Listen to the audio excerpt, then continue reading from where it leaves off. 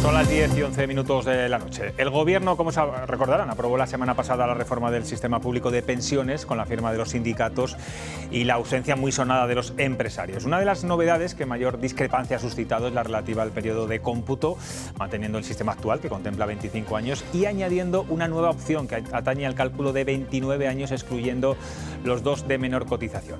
La Coordinadora Estatal por la Defensa del Sistema Público de Pensiones, COESPE, viene luchando y reivindicando desde hace tiempo por defender unas pensiones dignas, tanto para las familias por cuenta ajena como para los autónomos. No les gusta nada esta última reforma, dicen que la lucha continúa y vamos a saber el porqué con el portavoz autonómico de este movimiento, Jesús Isabel. ¿Qué tal? Buenas noches. Buenas noches. Mucha gente pensará que los pensionistas les han subido un 8,5% la pensión este año. Que ahora esta reforma de las pensiones, sobre todo la pensión mínima contributiva, debe aproximarse al 60% de la renta media.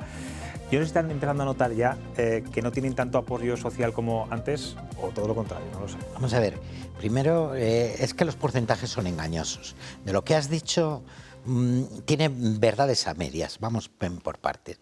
8,5% es una realidad, pero el poder adquisitivo no es del 8,5%. Nosotros teníamos aprobada la famosa paguilla o la paga de compensación que teníamos, porque es que el año pasado, el anterior nos habían subido un 2%. Subió el 6%, nos deberían de compensar con un 4%. 4% que perdimos. Esos 300 y pico euros nosotros ya no lo vimos. Arrancamos el año con un 4% menos de poder adquisitivo. Pero es que además aprueban el salvar a las familias. Fíjate qué casualidad que aprueban 200 euros para los que no lleguen a 27.000 euros. Curioso, menos los pensionistas nos sacan de ahí. O sea que esos 200 euros los pensionistas... Habla de las ayudas para contener la inflación. Efectivamente, para combatir, porque ya nos habían subido bastante, nos quitan esos 200 euros. Entonces nuestro poder adquisitivo en este año, ese 8,5% no le vemos reflejado. Cuando a nosotros, el IPC real, el que nos afecta, es el de la cesta de la compra, que deben dar, creo recordar, sobre el 16,5%. Dicho eso, por un lado.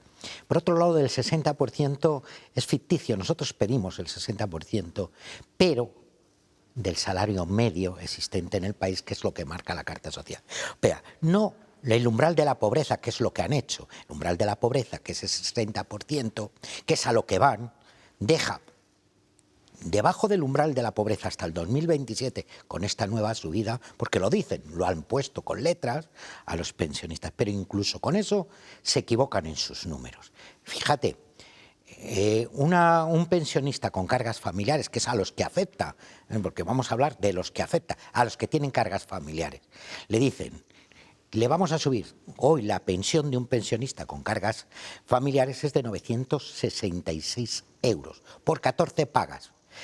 Lo que ellos hablan es por 12 pagas, que es el umbral de la pobreza. Si tú divides los 14.000, esos 1.200 euros famosos que se va a llegar en el 2020, en el 2027, pues hombre, si le divides son 1.027. Si a mí, antes de aplicarme esos porcentajes que han hecho, que es para el año que viene le subo un 20% de la diferencia, para el año siguiente le subo un 30%, para el año siguiente le subo el 50% y si queda algo para el 27%.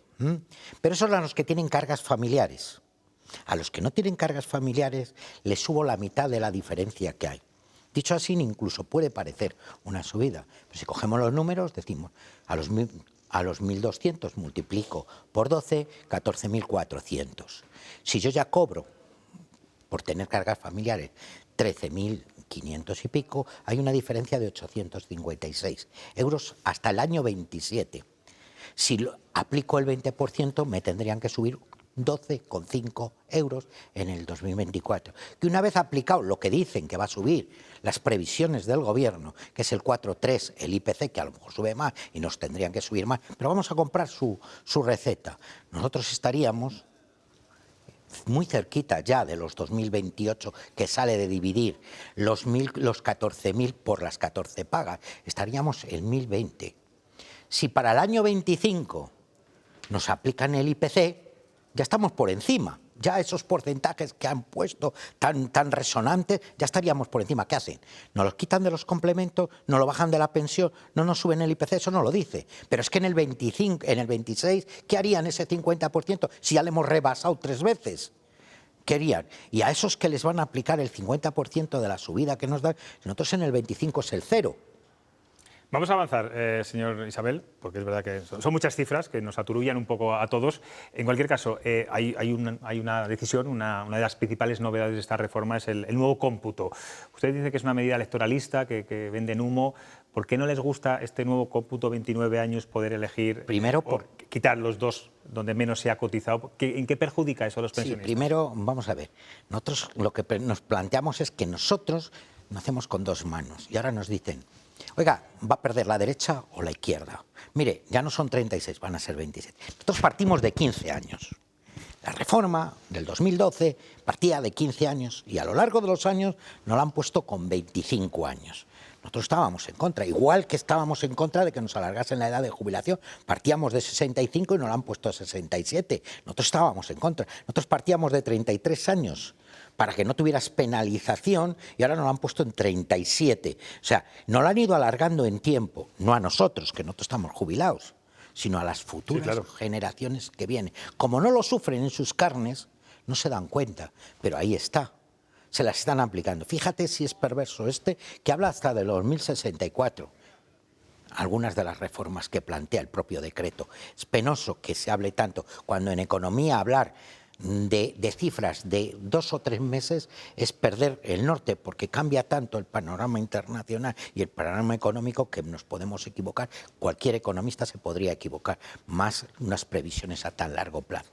Pero es que además hay cosas de este decreto que nos suenan y nos chirrean. Abren una puerta, dos puertas. Una, la primera, que privatizan las pensiones. Porque hay una parte que de los planes privados de empresa que es público, que no se va a ver. Todo aquel dinero que se mete de los salarios a los planes privados de empresa no cotiza.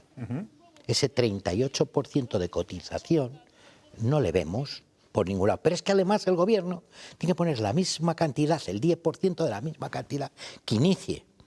¿Y quién va a controlar eso? Un gestor y los que lo firman. Nosotros entendemos que si para eso tenemos un sistema público y tiene unas cotizaciones, ¿por qué tenemos que ir? ¿O es que no hemos visto lo último que ha pasado con el rescate de los bancos o las pensiones norteamericanas, lo que está pasando? ¿Es un producto tan malo que le tienen que hinchar de dinero? Esta reforma también trata de luchar contra la brecha de género. Los hombres tienen mayor pensión que las mujeres. Pero a mí me gustaría que nos contara en qué situación se encuentra, sobre todo muchas madres de la generación del baby boom, que trabajaban, cuidaban a sus hijos, no cotizaban porque cotizaban los maridos. ¿Cómo están en estos momentos? ¿Y si esta reforma las protege de alguna forma? No. Esta reforma habla de cotizaciones del futuro, número uno, no de las pasadas. Igual que premia el tema de los hijos a las futuras, no a las pasadas. Pero es que las madres del baby boom, a esas que olvidamos, porque siempre nos recordamos, esas madres incluso tenían en la teta a niños cuando dejaban la escuela, que la dejaban a los 13 años y empezaban a los 7. Pero es que lavaban a mano, lavaban con tablas, iban al río, tenían que hacer. Y muchas de ellas tenían que pedir permiso al marido para ver qué puesto de trabajo tenía, si cotizaba o no, o a cambio de. Estamos hablando de nuestra historia, donde muchísimas de estas mujeres que vinieron del campo entraron a limpiar escaleras porque no había ni convenio, a una portería porque no había, y las que estaban en el campo, que iban a descantar, a vendimiar, si hoy en día todavía siguen haciendo sus trabajos familiares y no cotizan, han trabajado como negras, pero en los trabajos. Esta reforma que se dice que recoge unas mejoras, yo digo lo siguiente, yo si fuese mujer me sentiría un poco mal.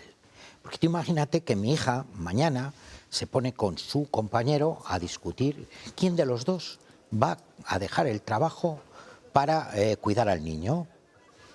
La discusión tiene poco.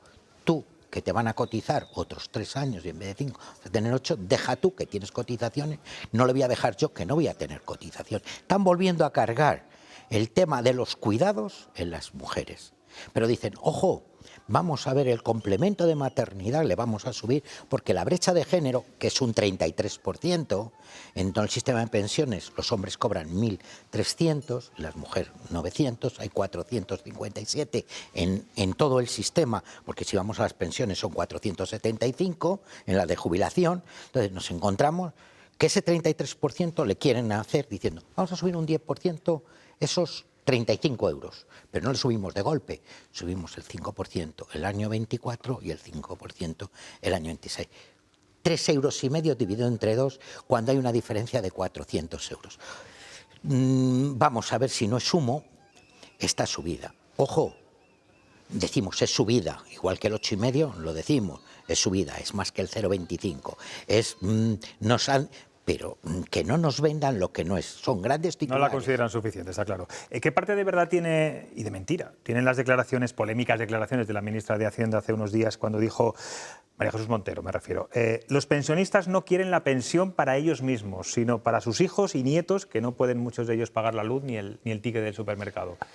Por desgracia, hemos tenido que asumir eso porque nosotros, los hombres y mujeres de este país, nos hicimos un plan de pensión que no han podido meter mano a los bancos, que ahora empiezan a quererle meter a través de la hipoteca inversa. Nosotros, todos nuestros ahorros les dedicamos a tener una vivienda. Hoy podemos llegar a final de mes porque no pagamos alquiler. 90% de los pensionistas... Pero siguen siendo los pensionistas, los jubilados, el colchón, como sí, ocurrió en la crisis de 2009, lógicamente, 2010, 2011. Nosotros al no tener que pagar una renta y nuestros hijos sí, somos doblemente. Mira, por un lado les tenemos que ayudar económicamente porque si no trabajan los dos no llegan a final de mes. Pero es que además, para que los dos trabajen, tenemos que ir a llevar a los niños al colegio, hacer de guardería, dar de comer al niño, porque el gasto social es impresionante. Pero es que además tenemos sobre nuestras espaldas a nuestras madres, porque hoy una residencia de mayores, la media en España, el precio de 1.800 euros. Tenemos también los cuidados de esas madres que nos criaron y nosotros sí que seguimos con el tema de los cuidados. Y es una pregunta que en esta sociedad española nos deberíamos de hacer. ¿A qué edad se jubila una mujer en España? Una pregunta que nos tendríamos que hacer. Van a seguir manifestándose, entiendo, por muchas ciudades. País Vasco es, digamos, el referente de los pensionistas echados a la calle. ¿Qué está ocurriendo en Francia que no esté ocurriendo aquí? Esos disturbios que estamos viendo, sobre todo este fin de semana, tan tremendos, ¿no? También por la reforma de las pensiones del gobierno francés. Entiendo que estamos muy lejos de todo esto, ¿no? Sí, hay una cuestión que nos separa de ellos. Nosotros no hemos conectado con los jóvenes. El día que los jóvenes se den cuenta que la lucha nuestra no es nuestra, sino de ellos, que nuestro sistema le salvan ellos, no nosotros, nosotros tenemos fecha de caducidad. Podemos estar unos años más en la brecha. Si los jóvenes, hoy trabajadores y hoy estudiantes, no toman el relevo y hacen suyo y empiezan a perder el mensaje que se les ha ido metiendo, no tienes, vas a tener pensión, ese mensaje se le mete y empiecen a echar cuentas, y es muy simple. El modelo de pensiones que hoy en España está, ya le vienen aplicando en el País Vasco con las SPV. ¿Cuánto le corresponde a una camarera? ¿Cuánto le corresponde de plan de pensiones de empresa a uno de la construcción? A uno que trabaja en la limpieza. 10 euros al mes. Es lo que va a hacer. Con un salario de 1.000, ¿qué puede ahorrar? Para 20 años. Es eso. Esa es la hucha que va a tener. Con eso va a poder afrontar en el 2037 los jubilados con ese plan de pensiones. Porque lo que tú ahorres te lo dividen por los años que calculan tu pensión y no hay más, y no hay más. Y además, si lo coges de golpe y porrazo, llega Hacienda y te pega una zapatilla. Y dice, todo lo que has desgravado mes a mes. Eso. Y si arriesgan e invierte el mal, ¿dónde va ese dinero? Le pierden los pensionistas, que son planes privados. Por eso entonces decimos, tenemos un sistema fenomenal. Incluso nuestro sistema permite que si alguien le quiere mejorar, puede ir a hacer un contrato, seguridad social, yo quiero subir mis cotizaciones, y va y cotiza y lo puede mejorar. ¿Por qué no se explica todas esas cosas? Muy brevemente, ¿qué le parece que COE, la patronal, no firmara este acuerdo? ¿Lo entiende? Pues no lo entendemos por una sencilla razón. Mira, los salarios en España han subido de media entre el 2,5%, no ha llegado al 3%. Ellos que hablan de coste, porque la cuota empresarial no es tal, es coste empresarial, es salario indiferido que los trabajadores dejamos de percibir y que los empresarios mandan a la seguridad social. Si aunque les costase, porque con todo esto les va a suponer el 1,5%, casi el 2%, no va a llegar. Pero a lo largo, en años, si este año han subido el 2,5% y eso estaríamos hablando de un 4%, con un pacto de rentas que necesitaba este país, todavía estarían por debajo del IPC. No entendemos. Nos parecen también que son cantos de sirena a algo que no entendemos.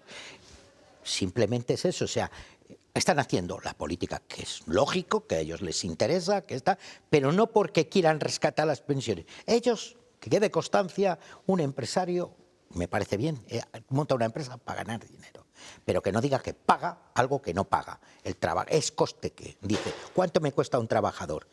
Tanto de salario, tanto de seguridad social, tanto de vacaciones, tanto de ropa de trabajo, tanto de desgaste de herramientas. Estos son los gastos de empresa, que me parece bien que hagan esos números porque queremos que las empresas sigan, pero ese gasto le tengo que producir yo. Si no le produzco, no soy productivo, a la calle. Entonces, expediente de regulación, a la calle sin indemnización. Pues Jesús, tengo aquí a 3 periodistas que también le van a hacer alguna pregunta. Se lo sabe muy bien, como pueden ver. Roberto. ¿Qué tal? Muy buenas noches. Buenas noches. Quería preguntarle si son ustedes partidarios de romper con el sistema lineal de la jubilación en función del puesto de trabajo que haya tenido una persona, ¿no? Actualmente en España uno se jubila a X edad, sea el trabajo que haya desempeñado. Sin embargo, en otros países está habiendo un debate sobre, por ejemplo, si se pueden jubilar o si se debe jubilar antes a las personas que han tenido un trabajo con una gran carga física. Y eso está abriendo es una de nuestras reivindicaciones que entendemos. Que, por ejemplo, a un camionero ahora se le plantee en el propio gobierno que haya que revisar a los 60 años si es apto o no para conducir, y sin embargo tiene que trabajar hasta los 67 años, algo que no nos entra en la cabeza, como tampoco nos entra en la cabeza que con un 40% de juventud en el paro se alargue la edad de jubilación, que a lo mejor tendríamos que hablar del reparto. No nos entra en la cabeza en el sector de la construcción, ni en la hostelería, ni en las limpiezas de edificios y locales, ni toda una serie de profesiones que España, que es un país de servicios, la hace y se dedica. Entendemos que a lo mejor un profesor, un médico, etcétera, etcétera, pudiera alargar su vida laboral. Es un problema de él, pero lo que nosotros entendemos que alargar esa vida laboral teniendo un paro tan galopante juvenil es tirar a este país a los caballos, es negar las generaciones futuras que vienen, es mandar otra vez a nuestros jóvenes al exilio. ¿Queremos eso realmente? Porque a lo mejor tendríamos que echar otras cuentas. ¿Cuánto nos cuesta a nosotros un médico? Prepararle y luego le dejamos abandonar. ¿Cuánto nos cuesta a un ingeniero? Le dejamos abandonar con dinero público. Todo ese dinero, si lo aprovechásemos, resulta que tendríamos mano de obra. Sí, que es importante que un médico dé clases y enseñe. Sí, nosotros lo aplaudimos, pero también decimos que hay que dejar paso a esos jóvenes que están ahí, jóvenes talentos que se van a otros países y lo tienen que demostrar. Maite. Buenas noches. Habla de echar cuentas y yo creo que sí que habría que echar algunas cuentas. También decía que los jóvenes no empatizaban con ustedes. Bueno, creo que nosotros aquí empatizamos porque estamos viendo la jubilación ya... Jóvenes. Yo me imagino que Jesús, Isabel, te referías a edades más tempranas que las nuestras, ¿no? Sí. Que es un poco lo que está ocurriendo. Por eso creo que nosotros empatizamos. Pero claro... Fue mi cumpleaños ayer. Con todos los números que ha hecho, en ningún momento ha mencionado la palabra viabilidad, de caja única, aportaciones. Este año ha empezado el mecanismo de equidad intergeneracional. Hablaba de subidas, también a la vez de que el sueldo de una camarera son 1.000 euros. Claro, con esa contribución pues es difícil también las subidas de las pensiones. Tampoco en ningún momento ha puesto sobre la mesa la palabra progresividad, porque, por ejemplo, otro de los debates que nunca se abren en este país es porque es verdad, un pensionista que cobra 600 tiene los medicamentos gratis, igual que otro que cobra la pensión máxima cuando el salario medio está por debajo de esa pensión. Entonces, desde la empatía, pero también con la preocupación, es viable y no tendría que ser el sistema más progresivo. Ha faltado sostenibilidad, que se ha utilizado también mucho. Vamos a ver, es que quería llegar. Cuando el año pasado hacen la reforma, porque esto es un apéndice de esa reforma, el ministro ni todo el Parlamento se compromete a hacer una auditoría de la Seguridad Social. Nosotros digamos, hágala, porque lo que están diciendo ustedes es mentira.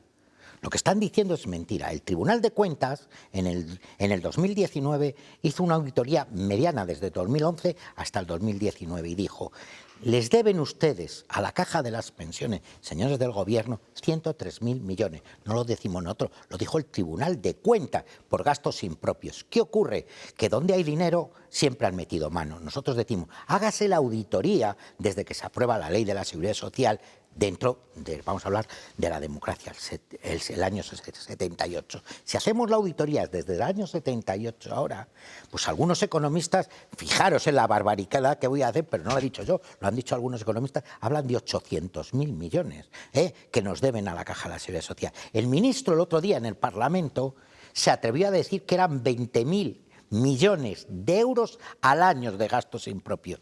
Si están metiendo gastos que no nos corresponden, ¿por qué hablan de viabilidad?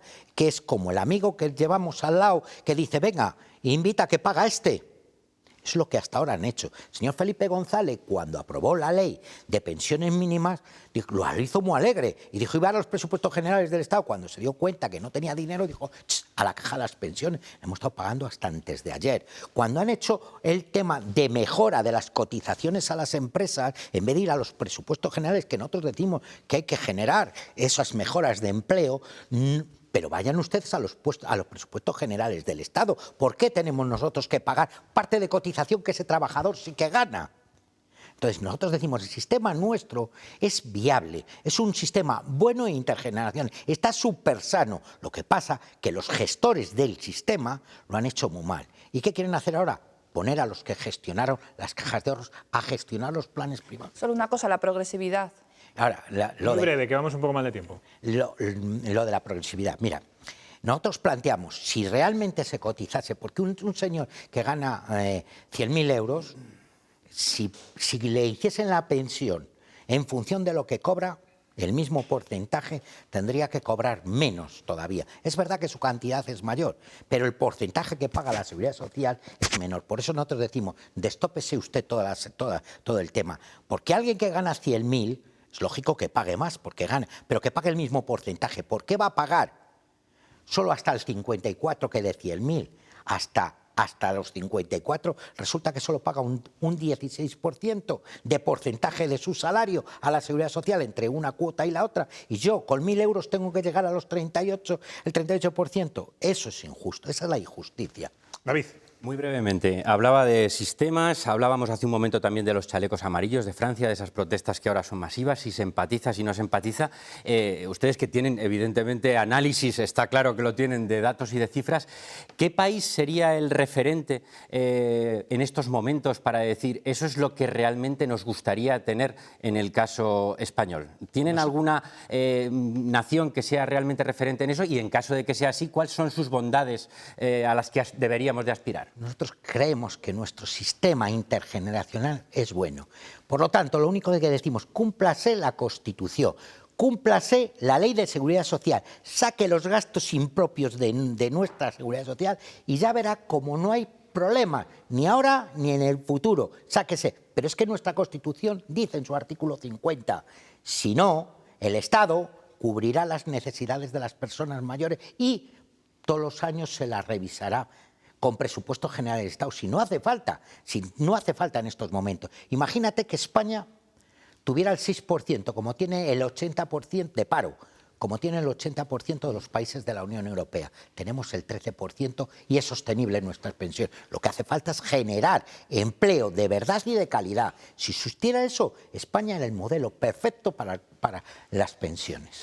Pues Jesús Isabel, portavoz de la Coordinadora Estatal por la Defensa del Sistema Público de Pensiones. Creo que van a seguir luchando y peleando. Si estaremos la lucha continúa. Todos los lunes. En el caso de Valladolid y de muchas otras ciudades de España. Gracias por estar aquí en Cuestión de Prioridades. Yo creo que ha quedado muy claro su mensaje.